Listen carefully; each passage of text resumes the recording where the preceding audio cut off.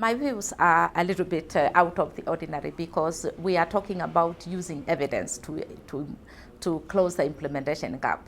And when you look at the evidence that we have invested heavily, we've done a lot of piloting, we've done a lot of experimentation, and yet the health outcomes for the people whom we are serving is really very minimal, and the question is why.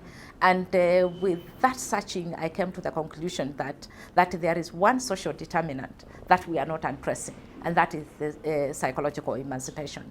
And that cuts across the global health community itself, national health communities, and the communities themselves. And my view is that we need to free ourselves from our own strongholds of the way we think, the way we act, and the way we believe that this will only work if we do it this way.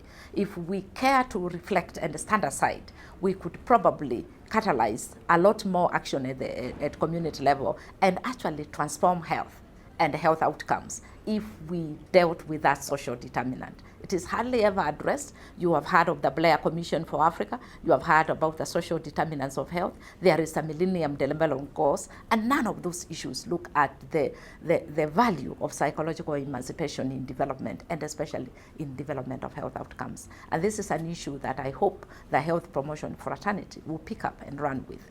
Challenge ourselves to be able to psychologically free ourselves. If we did that, we would bring into the arena totally different players and actors in the health promotion struggle.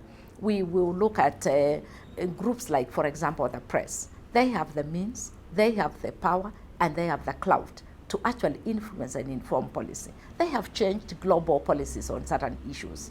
But when they come to report on health promotion actions, they only come when the dignitaries are talking. But when the real good news from the communities is put on the table, the lenses are long shut.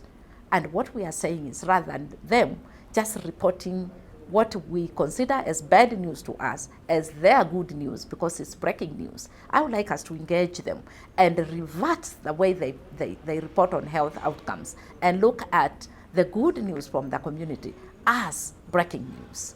I know it doesn't sell in the context of the current fourth estate, and that's why I'm talking about psychological emancipation.